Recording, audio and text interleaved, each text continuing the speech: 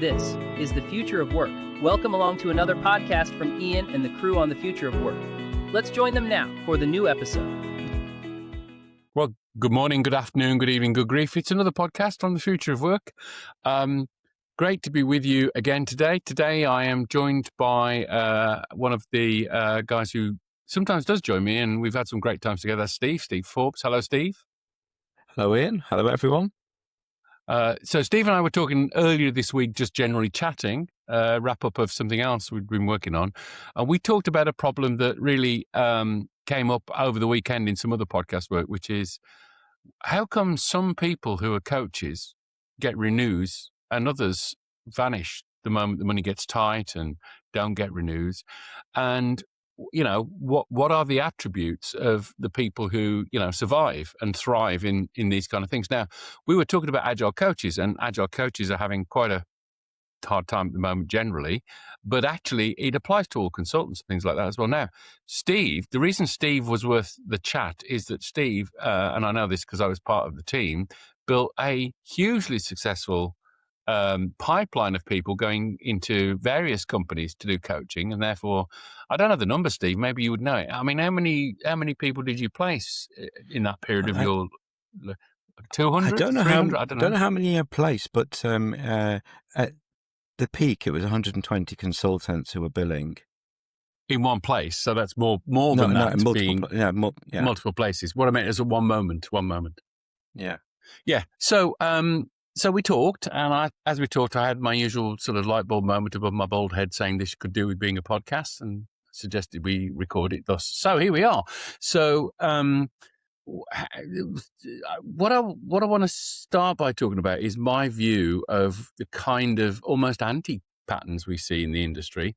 And then we evolved together in the production prep 3 points that we want to talk through with everyone on what makes someone highly valuable and worth renewing, and the kind of person who survives the cut when money gets tight, those kind of people. So to start that, though, I want to talk about the anti-patterns. I've seen a lot of coaches who, how can I put it? They sort of have the air of someone who is almost like royalty. And, you know, when they arrive in the work in the morning, their sort of first moment in the day is, you know, let me start by saying how grateful you are for me being here. And their view of the world is very much that they are like the superstar on site. You know, Ronaldo, just pass me the ball, I'll score. And it's almost like we've made it. We know what we're doing. We're at the peak of our career, and you should just be sort of listening to us. That's one kind of thing I've seen. Another one is basically a coach or a consultant that is quite ineffective because basically they just don't work hard. They just sort of, try and take an easy path. They try and do the least work possible. I remember talking to someone who said, you know, we set up a whole workshop in a country, flew an agile coach in, and he arrived, and just before he started, he said, well, I haven't thought about this, but I think maybe we should do a future retrospective. And the guy rolled his eyes and sort of let him start it. And after 10 minutes, he went, no, this isn't working. So done no prep at all, just pulled something out that was there previously. And then the third one is basically they don't work hard. They sort of don't feel that they're the bee's knees, but what they only can do is what they've been taught to do. And it's from the book. It's just from the book. It's just, you know, this is how you do a retrospective, and this is, and they feel that what the gold is that they're producing or usefulness is this almost like Moses from on high 10 commandments. As long as I tell you this stuff, you will be amazed and think I'm valuable. And I've seen this so often now in other things, and to do with AI particularly, where there are a lot of people who are on LinkedIn recycling the same points about AI as though they're just original. You know, like someone saying, you know, I saw a grabby headline, you know, 3 things to do to get your prompts working. Number 1, make sure you talk about context, as if that's original today, you know? And they're sort of recycling sort of basics. Now, because they don't have the real understanding of why they're doing particular things like retrospectives or boards or lean portfolios, whatever it is, because they don't have the understanding, they can't adjust it to what it needs to be in that. So they're my 3 sort of almost anti-patterns. Uh, before I go into the main points we want to make, Steve, any thoughts on those? Yeah. Anything on your mind? So I think what those three have got in common is they're all comfort zones. So whether you are uh, you achieved a position of power in an organization and you throttle back, or whether you are not delivering change or not putting the effort in, or whether you are being very, very specific about what you do and only doing that by the book, they're all forms of being in a comfort zone. And I think what we need to look at is being in a discomfort zone. And what we're going to be talking about with the three traits of these successful coaches is that they are all happy to embrace discomfort, and we'll unpack that later. So, a comfort zone, you see people get into them. Often they don't last a year. They have an easy year, but when the money gets tight and people are wondering who should go, then often they're the people that go. Not always, but it's sort of it's a distinguishing trait. So we've got basically they're not delivering, but they're having an easy life. Yes. I mean, I think I imagine there is a set of people that we used to work with whose entire point was, if I can get a 12-month contract, I'll coast the 12 months. If I can do that 5 times, that's all I'll need to do for my life. I just find different ones every 12 months. When the going is good, when the market was strong, they could do all of that, really. So, okay. So, great point there, Steve, comfort zones and being... So the first thing we said was, what makes these people renewable, valuable? And as we were doing through the prep, you had a few people in mind. Thanks for saying I was one of them. That's a nice compliment. Thank you very much for saying that. What is it that they do well? So the first one we said was, I'm going to say it, and then you're going to tell me some stories and like that. The most important thing is to deliver value, not insight, not here's a manual, here's something to do, let me show you how a retrospective works, let me show you how to create some PowerPoint slides, but proper value, get stuff done, and then shout about it. And the shout about it isn't a needy shout. It isn't look at me, but it's, it's sort of just calmly pointing out that things are getting done because you're getting on doing them and helping others getting done. So, and that value is about what work it is, not the hours logged. Silent competence gets no credit. You have to make the value visible. And don't we all believe that visibility is everything? Now, what do you think of that one, Steve? I know we co-created that earlier in the prep, or maybe even just you did. I don't know. But what are your thoughts? Yeah. You need to create value, because when the time comes that budgets are reviewed and they're wondering who to let go, then people who you may have created value, and I think a lot of coaches have created fantastic value, but if you don't shout about it, no one knows. And it's never a room that the coach is going to be in where this is going to be discussed. So what you need to do is to create a report or a PowerPoint slide or that describes the value that's been delivered, so that will advocate for you when you're not in the room.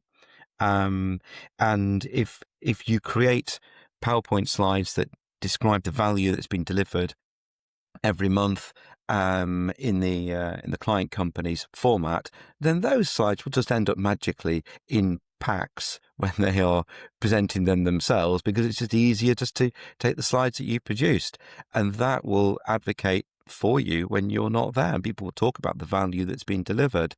And value, it could be cost saving, it could be time to market, it could be customer stickiness, it could be the value of learning something that didn't work, and that you tried, experiment that you tried, hypothesis that you tested, and it didn't work, and that's all valuable. So it's capturing this value. I mean, the best form of value is financial, but knowledge is also great. Harder to put a financial number on it, but it's knowledge value that the organization is benefiting from is also great. So creating this value is one thing, and a lot of coaches do it, but you need to document it and shout about it so that the customers know what they've got. Rather than your immediate team, it's your stakeholders beyond the team. They understand the value and how things are improving in that particular environment in which you're working.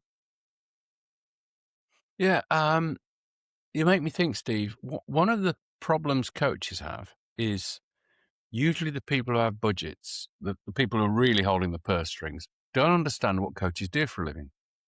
They don't understand why they're useful. Now, we know that. I think we should be advocating what coaching is useful for, as well as the value we're doing this week.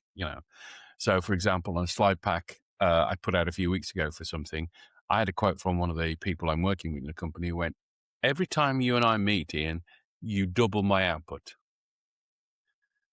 That was on a slide to say, imagine I'm doing 30 people like that, and imagine that they're paid 150,000 a year as a cost, and I'm doubling their outputs. Now, the other part of this problem is, like I've always said this, if you're planning a big project and you're going, this is how much it will cost, and the people who are plotting it go, it's going to be 10 million. And someone says, and how much do we need to pay for the management and delivery overhead? And they go, oh, well, the books say 10%, so we'll allocate 10% for that.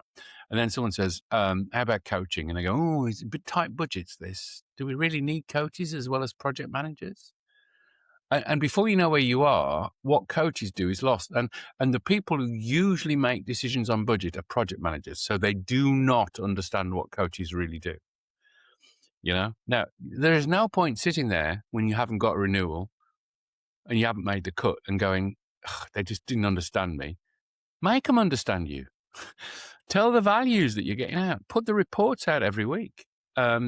Make it abundantly clear that you're giving value across the company. That's why I think the first point we made, which is, deliver value and shout about it, is critical. You can't just live on that. Is there anything else to say on this before I move on?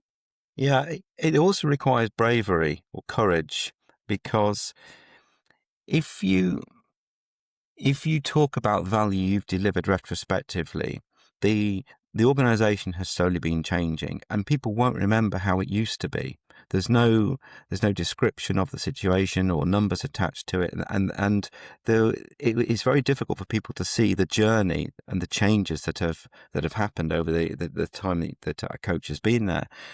And the reason I say courage or bravery is it's getting some form of metrics, identifying KPRs, OKRs, whatever the metrics are at the start that are going to change, because it needs bravery, because you're putting a stake in the sand, saying, okay, these are the things we're going to improve.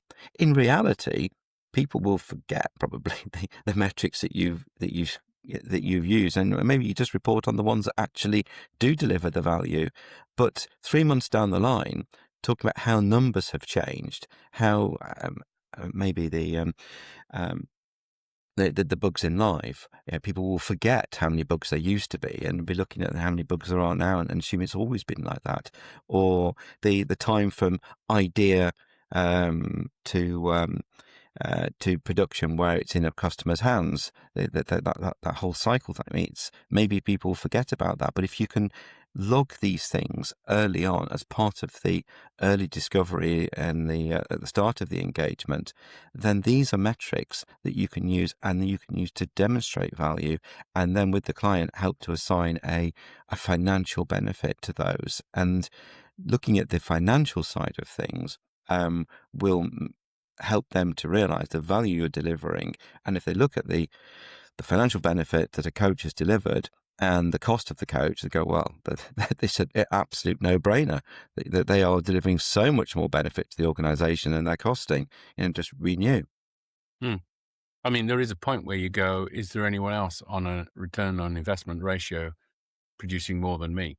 Literally, I've said that to a CFO.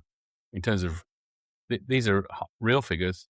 Is there anyone else doing more of a return on investment? And they go, no.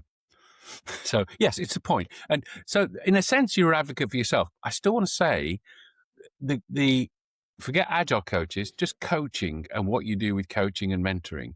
There's still a need to advocate why that creates value in a company.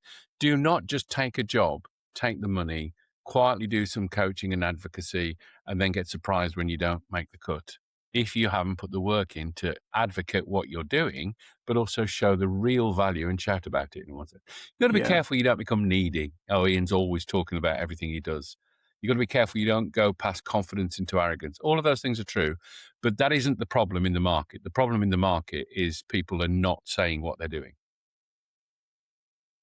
Yeah. Should we move on? It's empowering the customer to appreciate the value that's been delivered and to move the dial to the point where they don't want to get rid of you because they can't afford to give up on those improvements.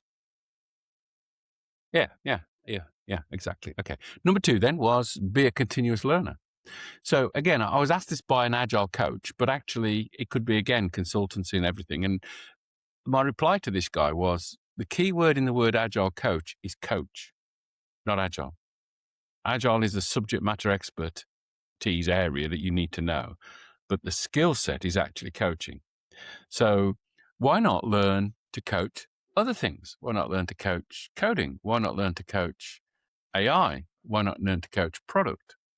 So although it's a twee statement across the industry and, everyone in LinkedIn is saying it, it is the actual truth that what you need to do if you're a coach is learn to coach other things, become good at other things. Quick point on this. I had a call at the current company I'm at one day when there's a guy who was working there came to me with an idea for something to do onboarding. And I said, why me? Why have you come to me? And he went, well, you're the AI guru, aren't you? You're the guy who knows how to do it in AI. I did this manually. I'd like us to do it with AI and I don't know who to talk to.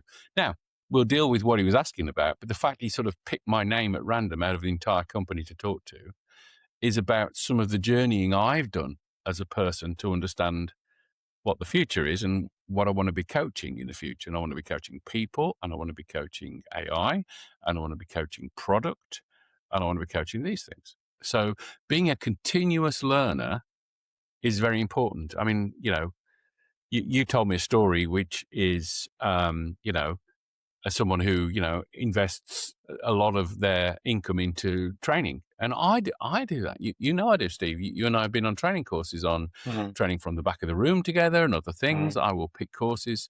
I've become a leadership circle practitioner. I just last year become a Belbin team practitioner. To learn extra skills, I went on the Oxford University's exec leadership course, and I'm not perfect, but I have gone off and found things that were worth learning about to improve me. Continuous learner, Steve, what do you think of that? Yeah, again, it's this discomfort thing. It is uncomfortable to keep on having to learn new stuff and to not just have that comfort zone of going, oh, I know everything, I don't need training, I'm absolutely fine. And no, you don't need to go on a formal training course, but I do know of one person who's particularly successful who told me that they go on a course a month. Wow, a month? That's a month. Is this free courses or paid courses, do you know? It doesn't matter. Yeah, I imagine it does, it's a big mixture, but they were getting proper accredited qualifications out of this. But they were also they were pushing themselves. I just remember Steve Jobs, who when he was at university, one of the reasons that Apple has become the design got is recognised for being of lovely design. Is he used to pop into the design classes and look at how people made fonts and the distance between the characters and what the moods that different fonts give you. And it's just he was an IT guy and he was doing this graphic design and he was pushing it and he was learning about new stuff, and that those attendances had a massive effect. And I know people who are really pushing it, that they may be an agile coach, but they're going, no, we need to learn how to be a general coach, a business coach, a personal coach, or need to learn AI, or need to learn how to develop applications on a particular platform, AWS or Google, or learn to code Java. I know a great coach who learned to code Java just so he understood what the team were doing, because he didn't code in Java, and he took that through to getting a qualification in Java programming. Didn't use it per se, but it's just this idea of discomfort, and the discomfort is in personal development and challenging yourself to be learning all the time. And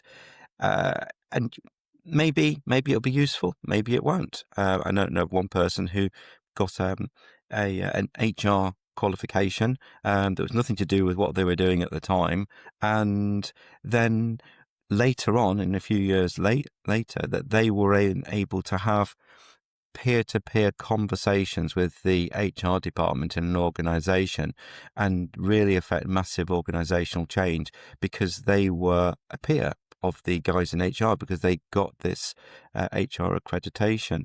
And so it doesn't necessarily need to be aligned directly to what you're doing. You should just always be in a state of pushing it forwards, and don't accept the comfort zone that I've got all the skills I need to do the job, but just go, well, what else could I do? And I suppose the challenge is, what am I going to learn this month? Yeah, it's great. That's a great question. What am I going to learn this month? I mean, just reflecting on what you said, and thinking of the HR thing. I know that story, obviously. One of the things that creates is how you can distinguish yourself from other people. How you can be, yes, I'm this, but I've also got this skill. I've got a little bit of that in me. I remember once when I did the Oxford University courses, you said to me, "Why are you doing them?" And I said, to learn some new things, to distinguish myself, to give myself a bit of a thing that no one else has got. Last week, I met someone new in my current role. They found out I was a leadership circle profile practitioner, and they were like, "I've really wanted to do that. I haven't had a chance yet. Tell me about it."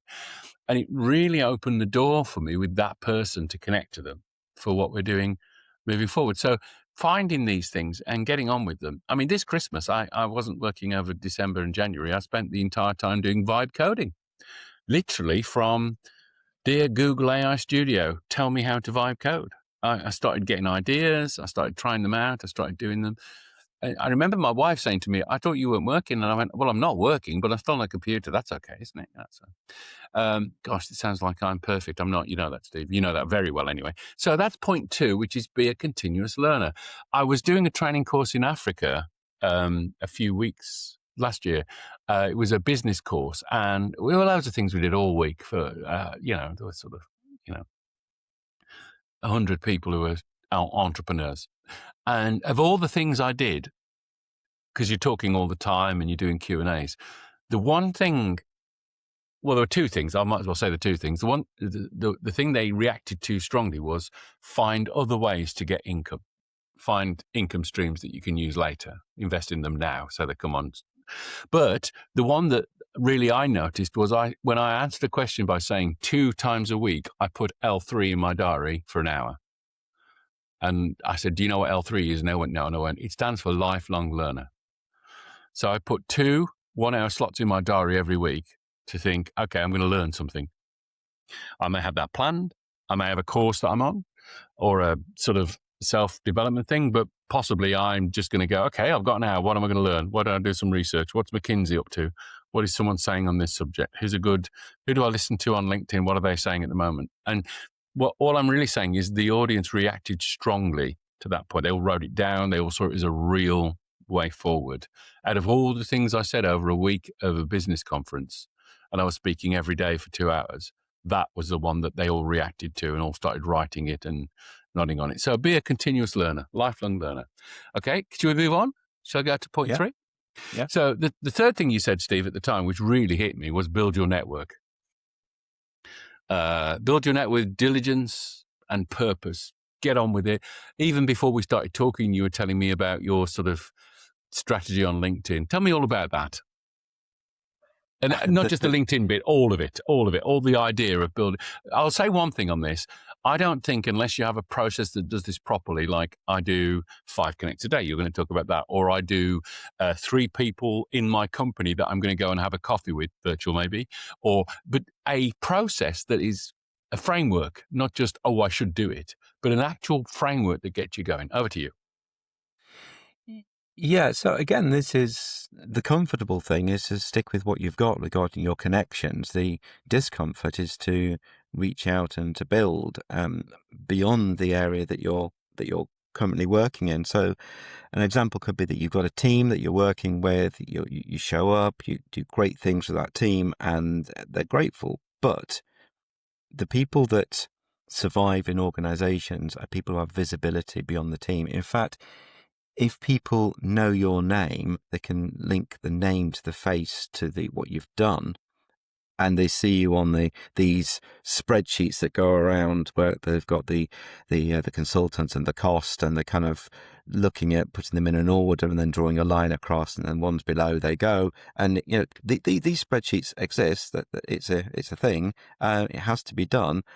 But if you are known, then that will advocate for you when you're not there.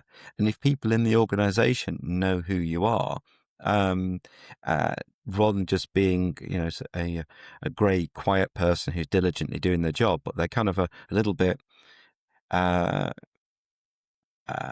would you say, a little bit forthright about ensuring that people know who they are, then you are more likely to survive those cuts. If people who are in that room who are poring over the spreadsheet don't know your name, then there's no loyalty to you. You're just a number on a sheet, and especially if you've not delivered value that they can talk about. I suppose this goes hand in hand with value, because if you're delivering value, then people will know, well, who is that person? Oh, okay, it's them. Okay, then that's more likely to advocate for you and protect you when you're not there. So the LinkedIn thing that you mentioned is that this is just a personal thing that I didn't have enough people in my network in retail at a senior level. It was a bit of an empty area, and for reasons outside this chat, I do want to increase my the number of people I'm connected to in retail. And so what I've discovered is that you can, without LinkedIn Premium or Sales Navigator or anything like that, just find 5 people each day who are senior that you want to connect to, and just reach out to them and send them an invitation. Don't explain anything, because you just give them words to not accept, and about 1 a day will accept. And sometimes that's very delayed. It could be 3 months delayed. But what happens is the LinkedIn algorithm then starts to go, senior people in retail. I'll start offering these senior people in retail. And then after a while, you find that you don't even need to go searching for these people, because LinkedIn, when you connect, it says, you might be interested in these people too. It will list a whole load of people. You just look down the list and go, yeah, click, connect. Right, that's my 15 seconds of networking done today. And when they reach back, when they connect, then you just you start a conversation. Hi, well, let's have a 15-minute chat and see what we've got in common. Or, I connected to you for these reasons. And that is something that will then just start to snowball, because LinkedIn will start to offer you, isn't it? But you can do the same thing in an organization. Yeah. You can do the same thing in a company. If you're working in a large organization, or if you work in a company that's got suppliers and customers and so on, you can just reach out. They don't need to say yes. But if they do, then that's a two-way connection. And that's the first step towards getting a relationship and known to them and trust. But it is people who are known who survive these cuts. And I think it's not a comfortable thing to do for many people. If you're more on the introverted side of things, it feels very, very difficult to reach out. And what if I reach out to someone and connect, and then they sort of say, hi, what do I do? Well, you do have AI that can give you some suggestions as to how you can deal with that situation. So, and just cut and paste and see where you get. But the important thing is to embrace discomfort and to get out there within an organization and to connect beyond your immediate circle. Let me put that into some specifics for people, because a lot of our audience will be people who sort of go, I get the principle, but I'm not very good at this. here's how I do it specifically. On LinkedIn, my message on LinkedIn is, LinkedIn suggests we connect because we've got things in common. ? Are you interested? ? That's it. That's all I put in. What I'm not doing is trying to tell anybody why it's a benefit to know Ian Banner. I'm not here to try and sell anything. I don't go, hi, I'm an agile coach. This is what I do for a living. None of that. I'm just on LinkedIn. I'm just saying LinkedIn suggests. It's neutral. I'm not trying to sell anything. And as you say, do 5 a day. Some of them will connect back with you because they'll look at you. By the way, on LinkedIn, as well as your profile and what you say, write something on LinkedIn and pin it. Whatever it is that is what you're about. Put it on LinkedIn and pin it. I was advising a guy who was losing his job at a company, and he said, what should I do? And I went, one thing you should do is write an article that is your reason to be on LinkedIn. And he wrote an article, used AI to do it and helped him, and we looked at it together, and it was simply, why I'm not yet ready to give up my final moments of design to AI. And this was him. This is what he believed in life. And he made it in an article, pinned it. And when I next spoke to him a month ago, he got 3 offers for jobs because it got to what it is. So that's LinkedIn. Within an office, it's really a completely different process. And here's what you need to do. One of the things you need to, Steve, you said it really well. There will be meetings where a bunch of people together are looking at spreadsheets. Your name's on the spreadsheet. You want as many of those people to know who you are as you can. So try and find out, who's having those meetings. And when you know who they are, these days it's mainly Teams, but you go onto Teams and you say, hi, your name popped up in a meeting. Do you fancy a coffee? That's all it needs to be. I think a CEO of a company, I was in the company and I messaged him on Teams saying, I'm interested in how you think I can add more value while I'm here at this company. I'll put a meeting in and we can talk. That was it. That's all I said. Now, did he appear at the first meeting? No, he didn't. He just ignored it completely. Did he appear at the second meeting? No, he ignored it completely. Then he put a meeting in my diary to ask me to do something for him. And then when he came on the call, the first thing he said was, you're the only person I've ever had, a coach, who wrote to me saying, how can I deliver more value? Anyway, can you do this for me, please? And I went on to do it. So you get the idea. Okay, so there's probably enough on those now. I've got my final statement is, what my, for one other way of putting it now, what my signature is on emails and things. And I want to mention that. And then, Steve, it's back to you for the final wrap, if that's okay. So just so you know, this is what my signature says now, work and business. It goes, I use AI, agile, lean, and product thinking to get stuff done and help others do the same. Sometimes this involves helping people see the world slightly differently so they can get stuff done. That's what it is now. I want to mention why. You'll notice there's only one thing in there that's repeated, and it's get stuff done. That isn't like, oh, I don't know what I'm typing. That's deliberate. I want to get stuff done in at the start and at the end because it's about delivery. And, so that I hope that helps. Steve, over to you for the finals then. What's your final thoughts for today? The overriding thought is that the people who are successful in not just getting retained at renewal time, but also in going up the hierarchy, increasing their responsibility and their rate, are people who embrace discomfort through delivering valuable visibly to continual personal development and networking beyond your team. Perfectly said, mate, and powerful stuff. Thank you. Okay. If you enjoyed this podcast, there's a guy coming who'll tell you how to get more from us. The Future of Work Mastery is the website you can go to. If you subscribe there, you'll also get other things, goodies from us. Wherever you got this podcast, subscribe to it, please. Comment, get in touch to me. You want to talk to Steve? Just start with the podcast links and I'll filter them and pass them on to Steve. Steve, thanks very much for your time today. Really appreciate it. Take care. Bye-bye.